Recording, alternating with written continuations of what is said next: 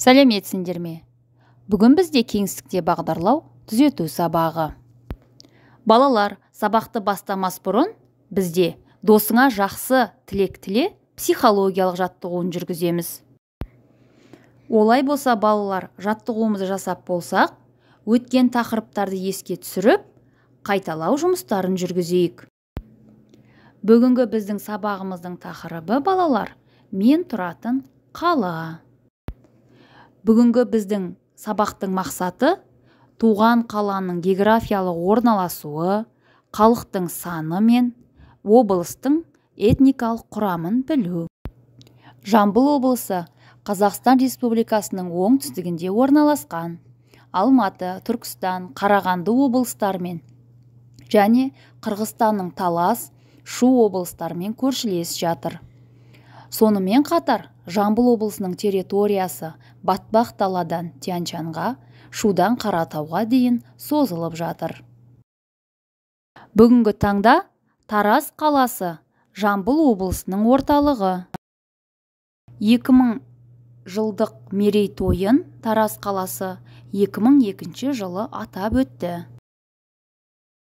Облыста барлығы 10 аудан, 4 қала, 153 кенттік және ауылдық округтерде 379 ауыл бар. Жамбыл облысының климаты құрғақ, географиялық тұрғыда облыстың аумағы негізінен жазық болып келеді. Балалар, біз тұратын Тараз қаламызда мынандай өндіріс орындары бар. Қаратау тауларының бөктерінде Қаратау фосфор зауыты жұмыс істейді. Бұл фосфор зауыты әлем бойынша өте беделді орындарының бірін алады. Облыста бірдей 3 завод жұмыс істейді. Олар Жамбыл фосфор заводы, Химпром заводы, Жаңа Жамбыл фосфор заводы.